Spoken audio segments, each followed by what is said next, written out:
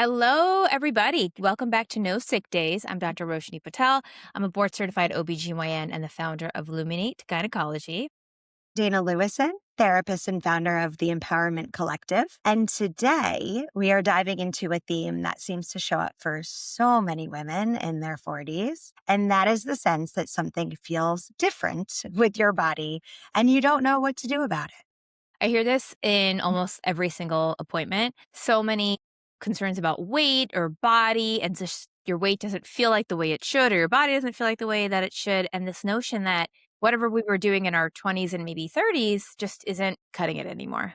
No. And the advice that then we get is, eat less, move more, which is extremely helpful, as you can imagine. Or very unhelpful, or buy this, $400 supplement protocol from the internet, and that's your, magic solution. Yeah. And that doesn't feel very magical to anybody. And this is exactly why we have today's guest with us today. Dr. Lindsay Maggio is a board certified OBGYN. She's also boarded in maternal fetal medicine, obesity medicine, and lifestyle medicine, which is an incredible, rare, but amazing combination. And she runs a practice focused on women and medical weight loss, metabolic health, and hormonal health. And on top of all of that, Lindsay has also had her own personal weight loss journey, which she shares publicly on all of her socials. Yes, she is a truth teller in every sense of the word. And she's really open about her experience and how it's changed her practice. And so she's not coming from this place of above. Guys, she's in it. She's with us and she's coming from the inside. And that experience is really going to be felt in our conversation today. So let's get into it. Welcome to the show, Lindsay. Thank you. And thank you both so much for having me. I'm really excited to be here and talk with you. Yay! We're thrilled to have you. So let's go. Let's take from the top, OBGYN, maternal fetal medicine, obesity medicine. Like, give us a little synopsis of the path that you took to get to where you are and what was missing maybe in the training along the way and what helped get you to pursuing a career in obesity medicine. Sure. Yeah. I mean, I think the OBGYN pathway was something that was rooted like very early on in life as a teenager, just coming from a place of like women's reproductive health and reproductive freedom and volunteering at Planned Parenthood when I was like in college. And so women's health was always sort of the way I was going to go. And so OBGYN just felt like a natural fit.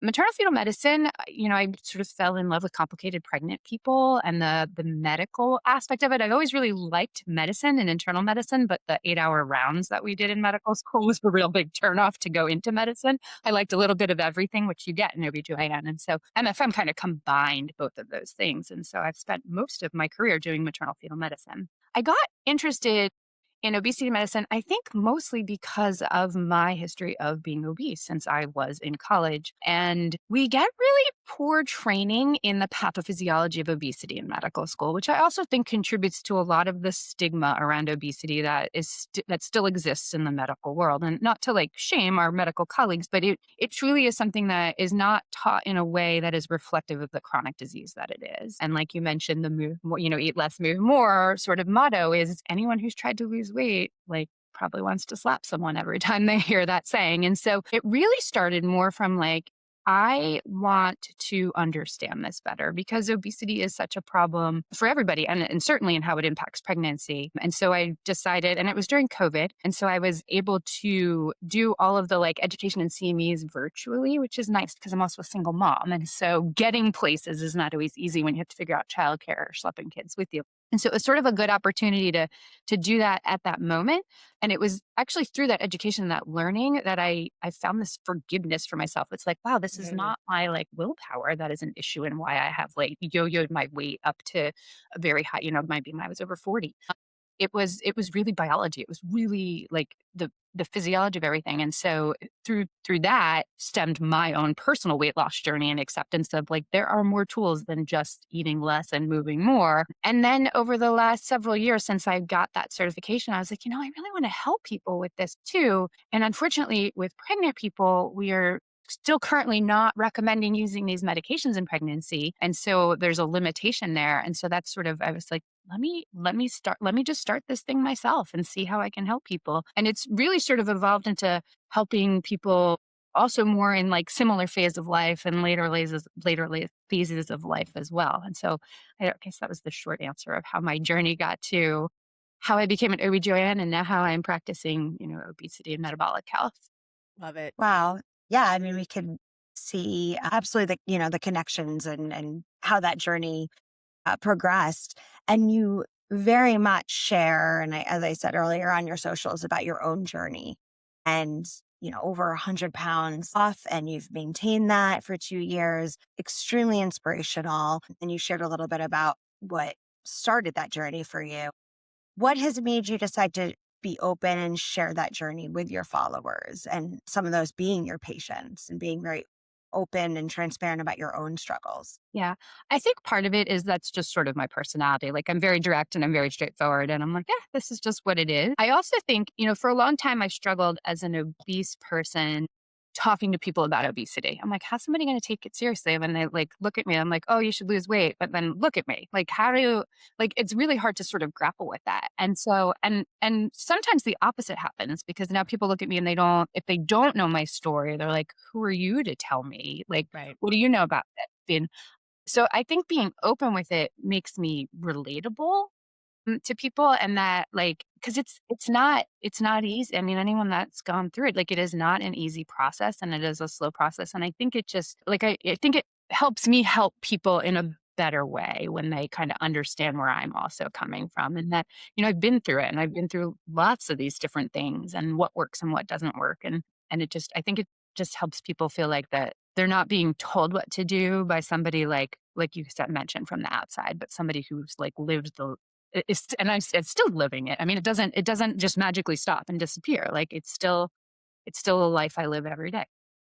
I Yeah. can see it also being a double-edged sword too. On the other side of it, right? If you were just, someone who looks like they haven't struggled with their weight, telling people to just lose weight, that also could come off, I'm sure, as, make the patient kind of shut down also.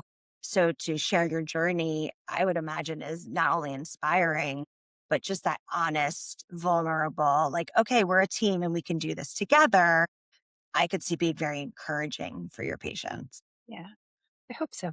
Yeah, you mentioned a really great thing about willpower, which I think is part of that old things we want to put back on the shelf, like the eat less, move more, matter of willpower. Like those don't work for us anymore. I think it's fair to say. And for women who are listening, whether they've spent a last couple of years or decades kind of struggling with weight, what would you say is happening from a biological standpoint that our diet culture, especially American diet culture, really gets wrong? Because the diet culture is everywhere and it changes, but it's not really accurate, right? Yeah. Oh gosh, I feel like there's so many things to say about Yeah. this. Like the diet wellness culture, I mean, it is a very large for profit Mhm. culture. And it's done really well because for so long, I mean, we know that lifestyle changes, diet and exercise, eat less, move more, works in the long term for like 5% of people. So it's Yeah. like 95% of people that it just does not work for. Not to say it's not important. Like movement is important. Like the only way to lose weight is to consume less calories than you are burning. Like that is fact. But the problem is that there's so many biologic and neuro processes that are happening to prevent it from happening. Like I tell people, like way back when, before diet culture, before we had access to food, we didn't know we were going to eat again. So when we had food, we ate and we stored it as fat because we might not eat for a few days if like we're having a bad snack. It's just historically like that's how our bodies are designed, metabolically, neurochemically, like that's just how it is. And so the diet culture in that industry has way capitalized on that. Like, here, do all this stuff and you lose weight and you do, but then you gain it back because that is what we are programmed and designed to do. I'm like totally forgetting where I was going with this. Though There's so much to talk about. there is, and so there's a lot of stuff out there that people buy into because it sounds good, and it does. It helps temporarily, but it doesn't help with the processes that are going to ultimately make those things fail. And I mean, the nutrition industry, like, I mean, just look at the evolution of the food pyramid and how we've defined like what is healthy food and what we should be eating more of and not eating more of. And our access to processed and ultra processed foods is so high and it's so easy. And then if you want to get into all the other like social economic determinants, and then people like who has access to the actual healthy food versus, the one little shop on the corner and that's all that they can get. And it's all that ultra processed food. So it really like, the way we look at food and nutrition in this country has really done a disservice to people. And it's part of the reason why we are seeing, the sort of obesity epidemic that we live in. Makes sense to me. Right. Right. But hard, right? Yeah. But and that, I mean, and it just makes it harder for people too, because it's real easy to grab that, prepackaged thing in the cabinet and walk out the door than to put together some, colorful fruits and vegetables on a plate. Right. I mean, it speaks so much to so many things wrong and challenging in society, and that like isolation versus village mentality of how we can support and help each other. But yeah, you're busy, you're trying to hold it all together. And sometimes the fastest thing to grab, like you said, is that, processed package of peanut butter crackers I might have eaten already this morning. So, But no shame, no guilt. yes, no, no shame at all. We don't do shame here. We are just surviving, right? So, our audience is mostly professional moms in their 40s, and they are going through perimenopause and menopause, and they are noticing things in their bodies that are changing. And clearly, that weight loss becomes even harder to deal with, and they're struggling. As someone who works with these patients and specifically also with women experiencing weight gain in perimenopause and menopause, what do you feel like most doctors are missing?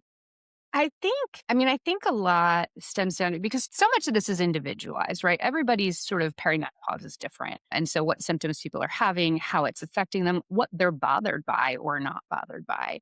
I think truly what is lacking a lot. So sometimes it's not so much knowledge, but it's the ability to actually like sit with somebody and really hear what's important to them and what's going on. I mean, perimenopause brings about a ton of changes to pretty much every organ system in our body. But when we're specifically talking about weight, I mean, those estradiol fluctuations, you're losing lean body mass, you're now depositing your weight centrally and abdominally, like the same things you did when you mentioned when you're 20 and 30. It's They don't just work. not working. Like nothing has Right. changed. You gain 10 pounds or 15 pounds. Nothing has changed. And I hear that all the time too. And it's because lots of things have changed, just nothing that you are, capable of controlling.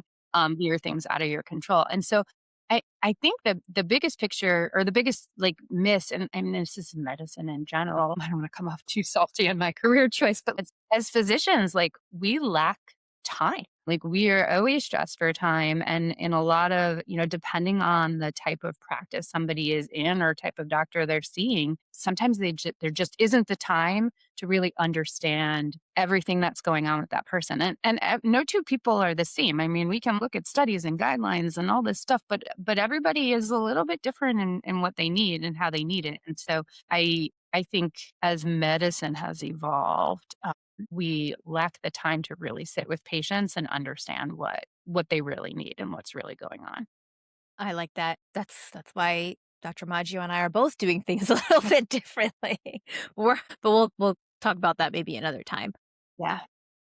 What is really hot right now, there's no escaping this. GLP-1s, they have completely changed the game of how we are talking about obesity, weight stigma, and, you'll hear people from all sides of the argument, right? We should take them, we shouldn't take them, they should be in the water, they should be free, like all this, right? Like, why are they so expensive? But separate from that piece as a class of medication, what would you share with us about like what the real benefits truly could be, and also like what are the parts that get oversimplified on social media and like on TikTok especially or Instagram? Yeah. So I truly think these medications are magical. And I think we are just scratching the surface of how magical they are. So, I mean, GLPs have been around for a long time, probably longer than a lot of people recognize because they've been used to treat diabetes for over a decade. I'd have to go back and look when the first GLP-1 came out, but they've been out for a long time. So we have a lot of data on, safety and efficacy, especially in the diabetes world. They haven't been out for treating obesity quite as long, but they are the same drugs. So, I mean, we do know that they treat diabetes,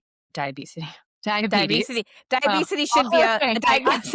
It's a actually, term. Now it is. I wrote a chapter, and I think that was there was in a book, and I think one of the other chapters was diabetes. Diabetes is a thing. It's but so diabetes and obesity. We also, it's now FDA approved also for treating obstructive sleep apnea, for treating non-alcoholic, liver disease. It's for treating cardiovascular disease. So we have these other FDA approvals. I mean, just recently at the big national cancer conference, they're showing the benefits in reducing cancer risk and certain types of cancer risks.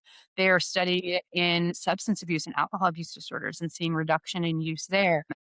I like looking at autoimmune disorders and the Hmm. deep inflammation and how that's affecting those like inflammatory disorders in neurocognitive stuff and Alzheimer's disease and dementia. So I really truly think like in probably 5-10 years from now, the list of indications and approvals for these medications is going to be incredibly long because I think they have so much potential benefit. And, we always talk about like risk versus benefit because, right now these medications are approved for people who have BMIs of 27 or higher if they have other medical conditions or if their BMI is 30 or higher. But BMI is such a bad way to measure somebody's sort of metabolic state. I mean, it's just one sort of factor. I'm like, I feel like here's my perimenopause brain fog. I'm like, where am I going with this That's question? okay. We're here for the ride. We're riding Yeah. along. Mm-hmm. So, we talk about risk benefit. And so, for people who have lots of medical conditions and have a lot of weight to lose, obviously the risks and side effects of these medications are definitely, the benefit far exceeds these risks.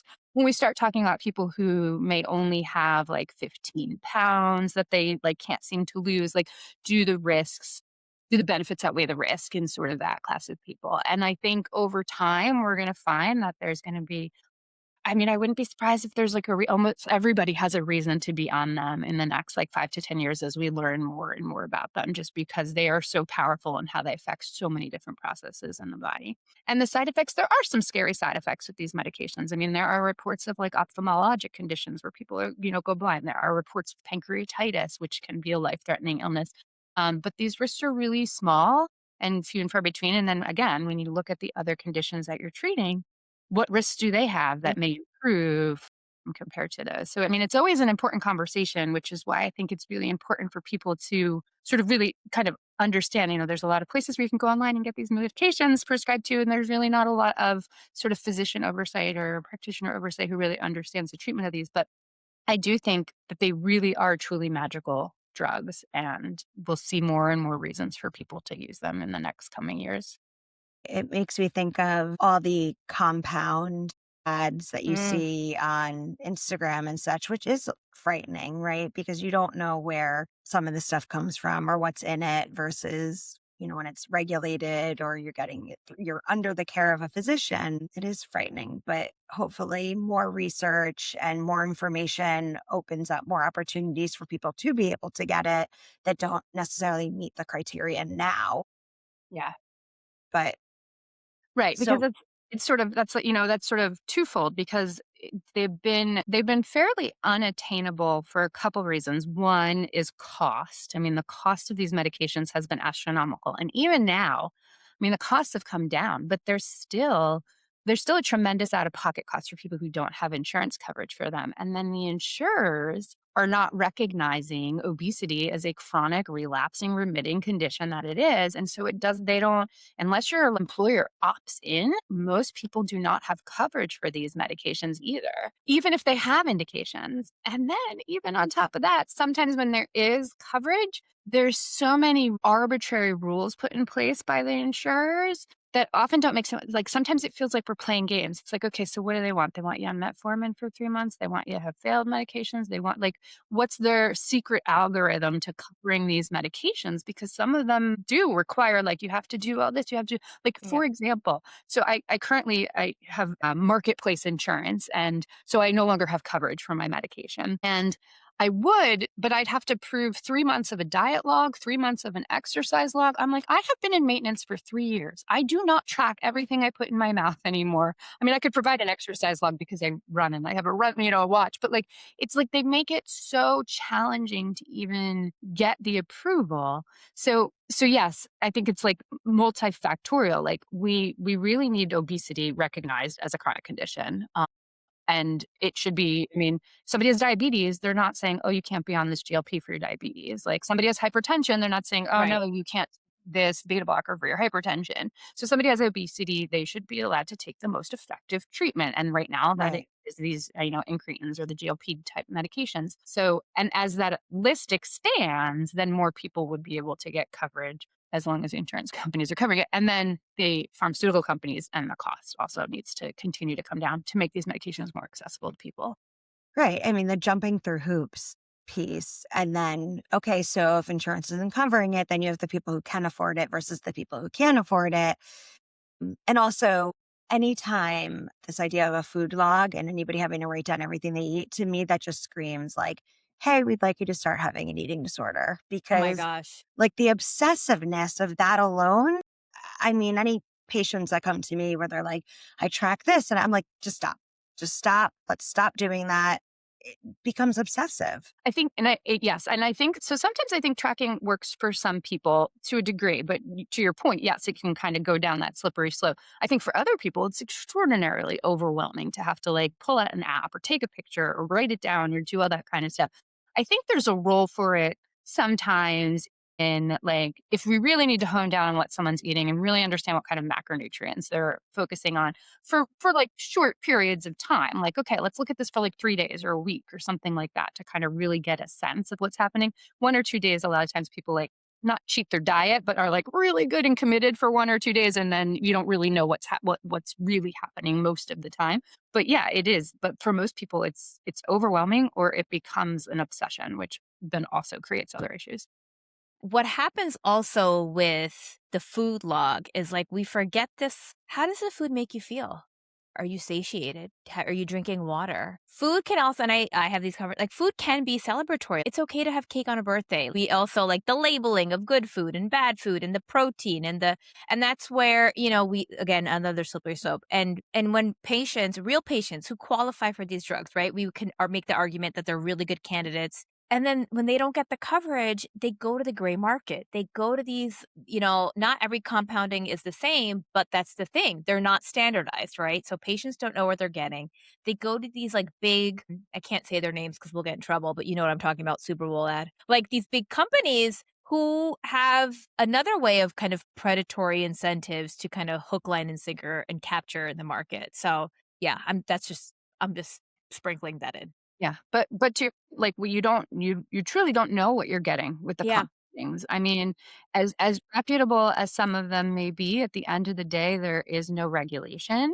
I mean, I can tell you stories of people that come to me, they've been on compounding, it's not working. We start like low dose, and all of a sudden they're like, "Oh gosh, this is what it's supposed to be like, isn't it?" Hmm. And they've been slowly escalating doses that don't even make sense to me because, well, who Who knows? knows what's in them? Yeah. Then they add Right. constituents to it, and it's like, well, how is that affecting things? Because again, not studied. But I mean, I get it. Like, I get from the patient perspective that, desire to like want to be better and want to be healthy and then not have the ability to access it, whether it's because you don't have somebody that's knowledgeable enough to prescribe it, whether you don't have coverage or you can't afford it like, it's again, like you said, like predatory, like, oh, but look, you can afford it from here, but what are you really getting and how safe? Yeah. And there's lots of reports of a lot of side effects from some of the compounded stuff. Right. And even, some of these well-known companies, we also have to remember that well-known doesn't always mean good. It just means there's a lot of funding going into them and good Mhm. advertising. So I just think it's scary what's out there across the board of different medications that are off-label or compounded. So, and again, the financial piece. So just to speak to that for a moment, there are people who can't afford it, right? Or women, let's say, who don't want to take the GLP-1, but they still want to, feel better or lose some of that weight or just feel better and stronger in their own bodies, but they're like we were talking about earlier, off air, running on 4 hours of sleep or, grabbing the kids' last chicken nugget for dinner and that's what they're have time for, or the crackers with peanut butter, squeezing in those workouts when they can. What does realistic metabolic care look like for a woman whose life is a bit chaotic and they can't accommodate a perfect protocol? What sort of advice would you give them? Yeah. So, I mean, again, it's every person's a little different because everybody's sort of in a different phase of life. Even in the same age group, I saw some meme on like Instagram. It's like being in your 40s is weird. You have some people with grandkids, some people with Yep. little, some people. And I was like, this is so true. Every person's like sort of individualized his uniqueness. I really think, and for so many of us, I feel like we hold on to this like guilt. Like we want to do what's best for us, but we have all these other competing interests, whether it's young children, old children, parents that need our help, our jobs, our partners, our, everything. We have all these competing interests. And I think there's a lot of like guilt and like people's own internalized guilt. And I think the most important thing, at least what I try and stress to people I work with, is like, you just have to meet yourself where you are. Like, first off, like give yourself permission to just be where you are, because where you are is okay. And where you want to be, you make like little baby steps and little baby changes. And it's not going to look the same every single day. And it's not going to look the same every single week. And life is going to continue to throw things at you. So like people, it's like it's the whole New Year's resolution thing. Like, oh, we're going to start Yeah. January 1. Oh, we're going to start on Monday. It's like, why not just start this afternoon? Start in 3 hours, because there's always going to be something, right? There's always going to be something that comes up. And so, I mean, for me personally, it truly was that forgiveness. This is not like, I don't have a problem. Like, I have a disease, but I don't have a problem. Like, there's nothing wrong with me and I just need more tools. And so similarly, that's where I try and have people meet themselves, because and everybody's in a different place, but sort of starting from that place of like self-compassion and making those small changes where you can and seeing those wins. And I think sometimes that's where medications can be really helpful too, only because because again, it's still a tool. Like, you still have to, like, you can't eat McDonald's every night and take a GLP and expect a good result. Thank you for saying that. Now, can you eat a McDonald's French fry every once in a while? Absolutely, because I also don't believe in like there's no hard and fast like no's or negatives. Like, I Right, don't no preach bad low food. carb or low carb. There's no bad food. There's no good food. There's food that like, I run marathons. I eat a lot of carbs when I am training for marathons, like a lot of carbs. And then I forget. And then I need to back off on my carbs because they're yummy. But so just finding that like grace, that compassion, that forgiveness, and then just making those micro changes. And like the medications sort of help kind of snowball that, because success begets success. So once people start to see a little bit here, then then the mindset starts to shift, like, oh wow, I did do that. Probably do this and I could probably do that. And so it's just really making these little chips. And some days are awful. Like, I had a night where like a couple days I like got woken up a million times and you don't get sleep. And I mean, most people, I feel like if they don't know it, they've experienced it. When your sleep is off the next day, you're like hungry, you're cranky, you're irritable, you're eating things don't want to eat. You're It's ready to join a cult, Yeah. it's one day in your life. You'll have more days like that, and you'll have other days that are better. And so you just, you do the best you can with the what you have on that day. And I think really getting people to kind of recognize that is sort of, I mean, that's to me, that's the hard work.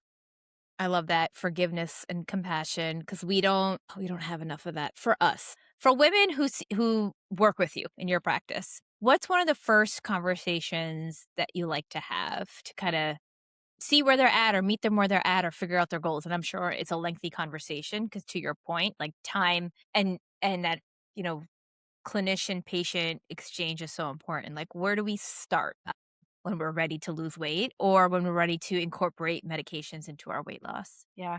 I like to get a sense when I first meet them. I mean, I need to understand somebody's like medical background and stuff like that to make sure there's no contraindications to Sure. treatment and make sure certain treatments. But aside of that, what I really like to understand from people is sort of what their weight journey has been in their life. Like, at different points in their life, has your weight been up? Has your weight been down? Getting a sense of like what was happening in those moments, a sense of what they have tried that has worked versus what they've tried that has never worked. And then I really like to kind of understand like motivation. I have a like a weight history intake where that question gets asked. And I kind of like, sometimes like people can draw out a graph, like like a timeline type thing. But then I use like a 1 to 10 scale, like how interested are you in medications? And then my favorite question is like, actually, I don't even remember how it's worded, but what Like on a scale of 1 to 10, how likely do you think you are to be successful? And that question tells me a lot and really gives me a good springboard. So when somebody answers like 2 or 3 on a scale of 10, it's like, okay, what do you think can get you to a 4? Like what do you think your barriers are? Hmm. But when people start off with like 7 or 8, it's also like, so why not a 9? Like, to kind of get people thinking about exactly where they are. And for me, that's that kind of like sort of motivational interviewing piece is really fun because I think it really kind of challenges people to vocalize what they're feeling. And then it really helps me understand what their sort of goals and priorities are too. That makes sense. I like that. An overlap with the mental health piece too, of understanding what people are feeling in their journeys and the vulnerability and helping make plans and goals based on all of that together. Yeah. But to that point though, I feel like there is so much mental health involved in weight loss, like Yep. probably equally as much as the like medical metabolic part, possibly even more. Because for most people, especially when they get to this point in their lives, they have, yo-yoed a lot. They've experienced a lot of shame and stigma just from the world, from being overweight. And so, I mean, people don't even like to get medical care when they're overweight or Yeah. obese or whatnot because they've just Yeah. been shamed and treated so horribly. So I think the mental piece and food, it's not like, and I tell people this too, like, people who smoke, like you absolutely can live without cigarettes, right? Like you will not die if you never smoke cigarette again. You will not survive if you do not eat again. So this is not something that is like you can just stop. But it still is the same sort of like dopamine neuro process Mhm. with like these foods that get people into the positions that they don't want to be in anymore. And then trying to get away from that. There's so much emotional component to eating, whether it's for social reasons and for fun or for shame or for stress or for whatnot. And so your piece may be even more important than mine. Well, not sure about that, but the shame that people feel. I mean, the patients, the clients that I have seen who come in and struggle with their weight and the desperation and the I don't want to say obsessions, but just the shame of I've tried this and it didn't work and I failed at that. And then I tried this diet and it didn't work and I failed at that. And all these doctors who are telling them do this, do this, do this, and it's not working and how awful they feel. And I have to say that since the popularity of GLPs has, come out in the last couple of years, all of those clients who have once upon a time become obsessed with their weight, that is no longer what we talk about. That they've started the medication, they feel good in their bodies. I mean, it's been amazing to see, It's life like changing. truly amazing to see, and getting all these other parts of their life together. And from dating to seeing someone, getting married, moving in together, career back on track. And I can't say it's all because, they felt or because of their obesity, but when you're feeling a certain way and your mental health is down in the dumps and you're suddenly feeling better. And yes, they've also stayed in therapy and we've done a lot of other work there as well. But it's pretty incredible just to see when you get rid of that shame spiral, how well people can do. Yeah. It is, and it gives them like an onus of control back in their life because like having been there and having had, and it is almost an obsession because it permeates through every aspect of your life, and that it consumes so much mental energy. And then there's also the I've tried, I failed, I've tried, I failed, I've tried, I failed. Like, and It's you're awful. like, and I'm just Yeah. gonna nothing's gonna work. Like, why would I? Like, I'm just done trying. Like, nothing works. Nothing works. Sometimes even to this day, and I've been in maintenance now for over 3 years. I've maintained this, and even some days I'm like, "When is this gonna fail?" I'm like, "Stop thinking like that, stop old thoughts," but, like, Well, it's the old trauma Yeah. coming right, through, like, right? go away," like, so Yeah.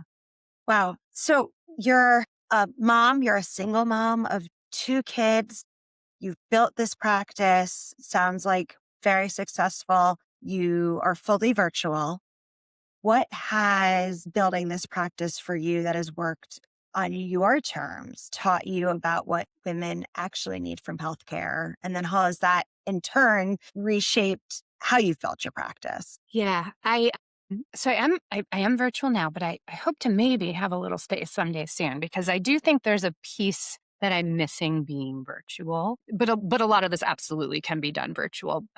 So it's and I still feel like I'm still slow in starting out. So hopefully the success will come. But it's been really, really rewarding to take care of the people that I've been taking care of and be a part of their success.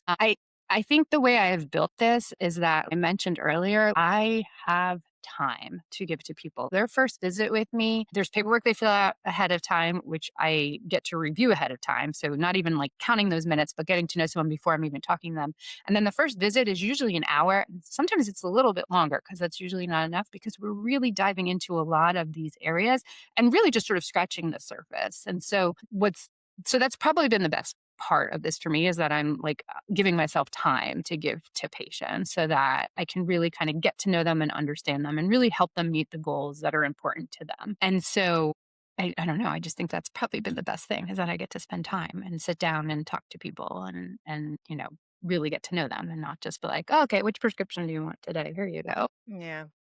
See you in 3 months. So And you've said a few times today that everyone's such an individual and care needs to be individualized. So to be able to give people that time is completely different than your insurance-based care team. yes.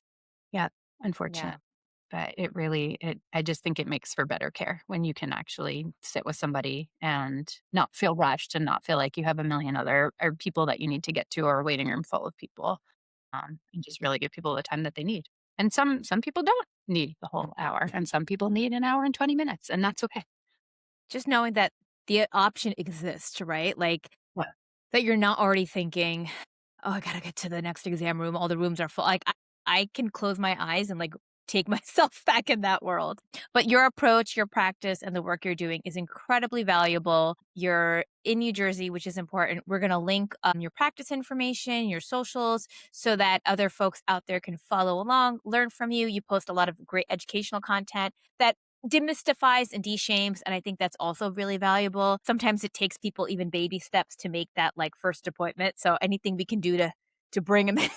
And I'm going to ask you the last question that we ask everybody who's been on the show. How do you handle your no sick days? Like you're a mom, you're doing the things, this appointment, that appointment, the dog is sick. Like, how do you do it? I don't know. I ask myself that everything. What just happened? I mean, it's hard. That's Yeah. what when you first told me about your podcast, the name of it, I was like, that is so brilliant. We don't get sick days. We don't get rest days. We don't get sick days. We don't get. I mean, I told you my calendar for today up until Yeah. 3 o'clock, and it's like And I was like, oh my gosh. I know. I don't know. I mean, I don't know. I just kind of do it. I mean, I couldn't live without my calendar because it literally like everything goes on the calendar. And if it's not on the calendar, it's not going to get remembered. It's like my hard drive, my external Yeah. hard drive. Yeah. I when I said to somebody the other day, it looked like a unicorn vomited in my phone because everybody's a different color code Color on coded. Me like too. my I'm the calendar same looks like way. a unicorn vomits on it every Yeah. single day because there's a million colors and a million things and a million moving pieces. I don't know. I mean, I think I'm just somebody that's like I have pretty good organizational skills, so I can see the pieces like Tetris was my favorite game growing up. See the pieces and move them into. But it's not easy, and I feel like I'm constantly sort of reinventing or recreating or looking for other ways that I can make life simpler. And then Mm. sometimes it works, but then something changes. Because, like I said, life's always going to throw something at you. So, like, this might work for a while. And then, just having the flexibility to, like, okay, back to the drawing board. But I Yeah. think what I've learned in my, like, 46 years on this planet is, like, everything's figure outable. Mm.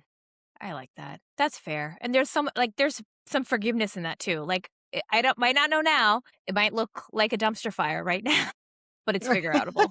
Even dumpster fires have to They have stop to burning at some point, exactly. right? Eventually. Fuel runs out. Well, and I think just, again, like accepting that it may not be 100% perfect, right? Like it might not, you might look back and be like, oh man, I probably could have done this or that or whatnot. Like but like it doesn't have to be, right? Good enough can be good enough most of the time. Mm, I like that. Good enough. Use your calendar. Use the skills that you have.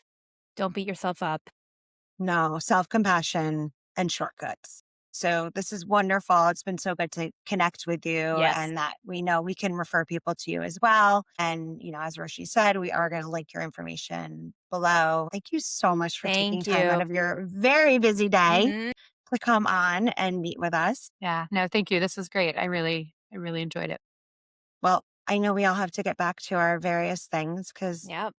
when you're holding it all together, ladies, There are no sick days. no sick days. Thanks for listening, everyone. No Sick Days is for information and education only. It is not medical or mental health treatment.